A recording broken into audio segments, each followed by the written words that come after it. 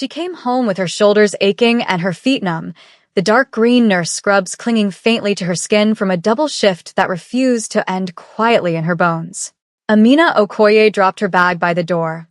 Already tasting the silence she had been craving since sunrise, when a soft metallic clink echoed from the kitchen, precise and deliberate, followed by the low rush of running water.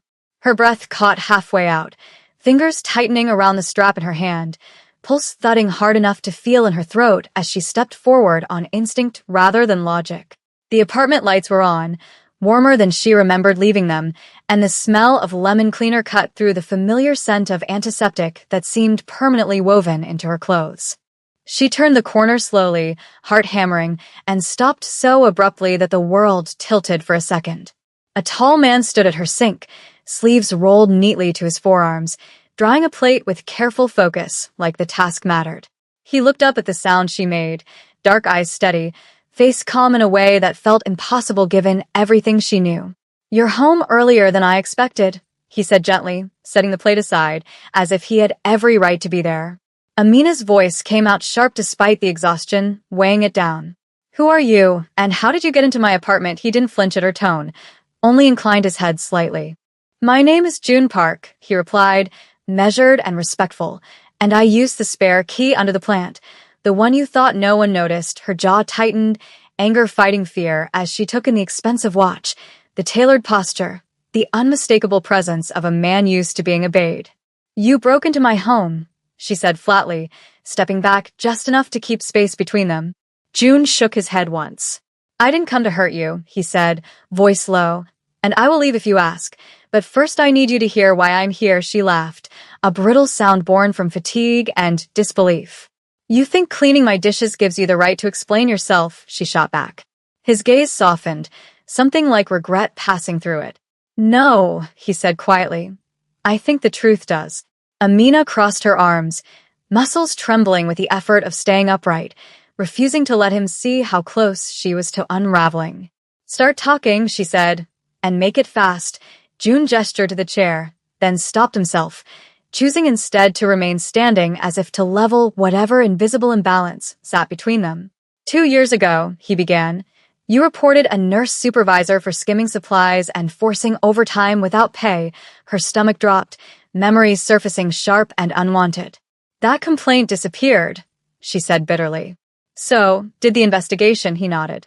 "Because the company that runs your hospital launders money through several shell vendors," he admitted, "and those vendors answer to people under my protection." Silence stretched between them, thick and suffocating, broken only by the hum of the refrigerator. "You're telling me my life fell apart because of you," she said, voice trembling despite her effort to keep it steady. "I'm telling you it happened because I wasn't paying attention," June replied, shoulders squaring as if bracing for impact. "I let men under me exploit systems I didn't bother to examine closely enough." Her laugh this time was hollow. "So you show up to apologize," she said, "like this fixes anything." He met her gaze without blinking. "I'm here to take responsibility," he said firmly, "and to stop it." She turned away, pressing her palms to the counter, fighting the sting behind her eyes as anger tangled with something more dangerous, something like hope she didn't trust. "Responsibility doesn't give me back the nights I slept in my car," she said quietly. "It doesn't erase how small they made me feel." June stepped closer but stopped at a respectful distance, his voice lowering. "I know," he said. "That's why words aren't enough." She spun back toward him. "Then why are you still talking?" she demanded. He reached into his jacket slowly, deliberately, and set a thick folder on the table between them. "Because action has to start somewhere," he replied. Inside were documents, names she recognized, dates burned into her memory, and evidence detailed enough to make her knees weaken. "I've already shut down the contracts," he continued. "There will be arrests." Amina stared, fingers hovering over the pages as if they might vanish. "Why me?" she whispered. June's expression shifted, something raw breaking through his control. "Because you were right," he said simply. "And because my daughter asked why the nurse who helped her when she broke her arm looked so tired all the time." Her breath hitched at the mention. "You have a daughter," she murmured. "Mincio," he said, a faint smile touching his lips. "She's 6, and she doesn't let me forget my promises." The knock at the door startled them both, sharp and sudden. Amina stiffened, instinctively moving toward the hallway, but June was already there, opening it to reveal a small girl clutching a crumpled piece of paper, eyes wide and curious. "Appa," Mincio said, peering past him. "Is this where the nice nurse lives?" Amina froze, heart twisting as the child's gaze landed on her, bright and unguarded. "You didn't tell her," Amina said quietly. "I didn't need to," June replied, stepping aside. Mincio walked in without fear, holding out the paper. "I drew this for you," she said softly. It was a picture of a woman in green scrubs holding a hand, both smiling. Amina crouched despite the ache in her legs, tears finally spilling as she accepted it. "Thank you," she whispered. June watched them, something in his chest loosening as he said, "I want to make this right, Amina, not just for you, but because my daughter deserves to see me do better." She looked up at him, eyes wet, voice steadying. "If you're lying," she said, "I will walk away and never look back." He nodded once. "If I'm lying," he said, "I deserve that." Weeks later, the apartment felt different, lighter, as if the walls themselves had learned to breathe again. Repairs were underway at the hospital, supervisors replaced, schedules corrected, and Amina found herself sleeping through the night for the first time in months. June didn't disappear after making his promises. He showed up quietly, consistently, sometimes with Mincio in tow, sometimes alone, always respecting the boundaries Amina set. One evening, as she stirred a pot on the stove in her scrubs, he leaned against the counter and said, "You don't have to cook for us." She smiled faintly. "I want to," she replied, surprising herself with how true it felt. Mincio giggled from the table. "You smell happy," the child declared. June met Amina's eyes over the steam rising between them, something warm and tentative passing in the silence. "I'm glad you let us stay," he said softly.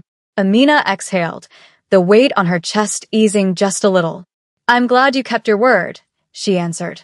And for the first time since he'd appeared in her kitchen, the fear gave way to something fragile and real, something that felt like the beginning rather than the end. The change did not arrive all at once, and Amina noticed that almost immediately, because real safety never crashed into a life like a miracle, but crept in through small, consistent proofs. June stopped knocking because she told him she hated the sound, and instead texted before arriving, waiting outside until she said it was all right to come up. When Mincio visited, she took off her shoes carefully and lined them up by the door without being asked, then followed Amina from room to room, asking thoughtful questions about bandages, heart monitors, and why people cried when they were scared. One evening, after Mincio fell asleep on the couch with a coloring book still open on her chest, June stood at the window, hands clasped behind his back, and said quietly, "She talks about you at home." Amina raised an eyebrow, folding a blanket over the child. "That sounds dangerous," she replied, though her voice lacked real bite. He smiled faintly. "She says you fix people even when you're tired," he said, then added more softly.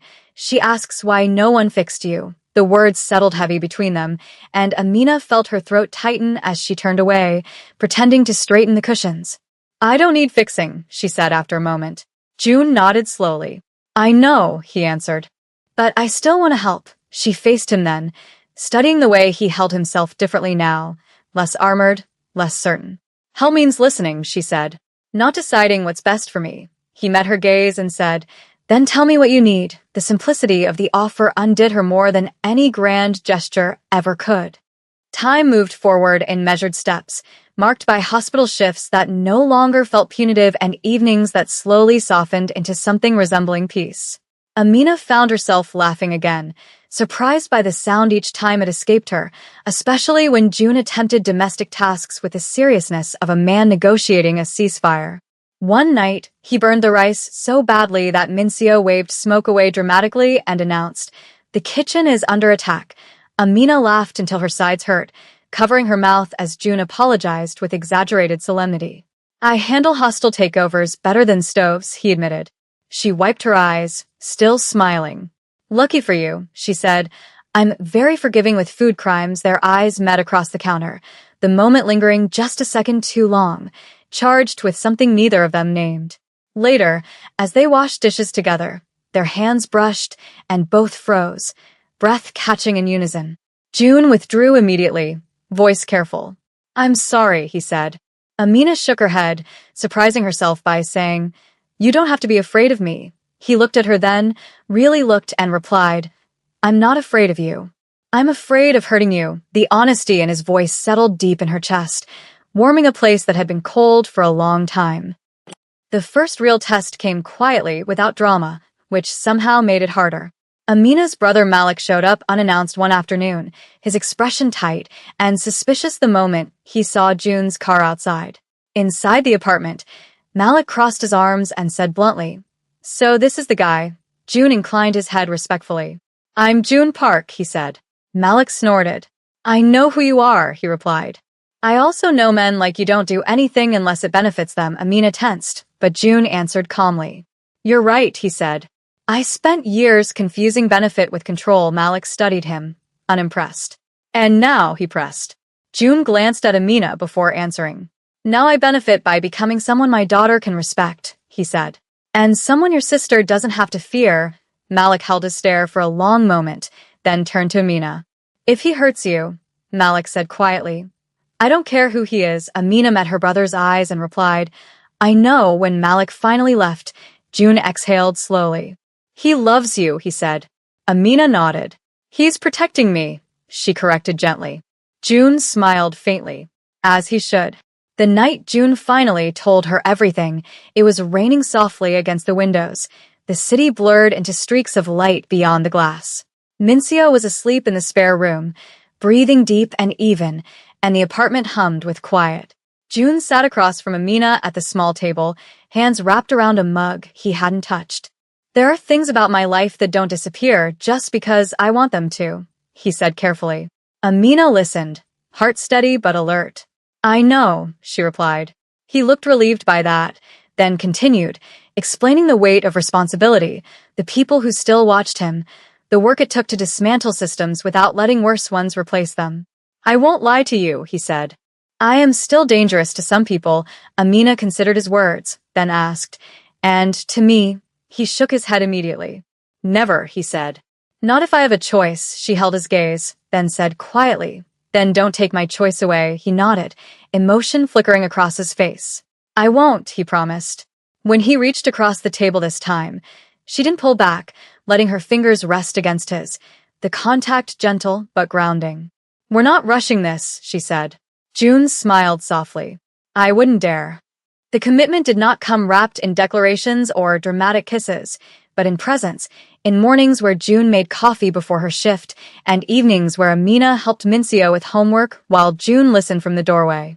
One night, as Amina changed out of her dark green scrubs, she caught June watching her reflection in the mirror, his expression open and unguarded. "What?" she asked, amused. He hesitated, then said, "I was thinking how strong you are." She studied him, then replied, "Strength isn't never needing help." He nodded. "I'm learning that," he said.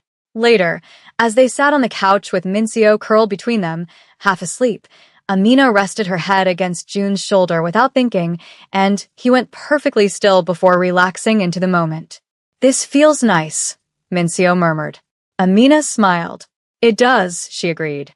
June closed his eyes briefly, voice thick when he said, "I don't want to lose this." Amina squeezed his hand. "Then keep choosing it," she said. The future did not promise ease, but it promised honesty, and that felt like more than enough. On a quiet morning, months later, Amina stood in the kitchen watching June fix a loose cabinet hinge while Mincio hummed softly at the table, drawing another picture.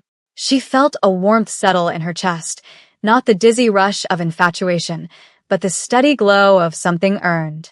June caught her watching him and smiled. "What?" he asked. She shook her head.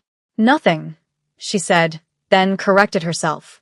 "Everything." He crossed the room, stopping just short of her, giving her space even now. "Amina," he said gently, "I don't know what this becomes." She reached for his hand, lacing her fingers through his. "Neither do I," she replied. "But I know I'm not afraid anymore." His grip tightened slightly, reverent. "Then we keep going," he said.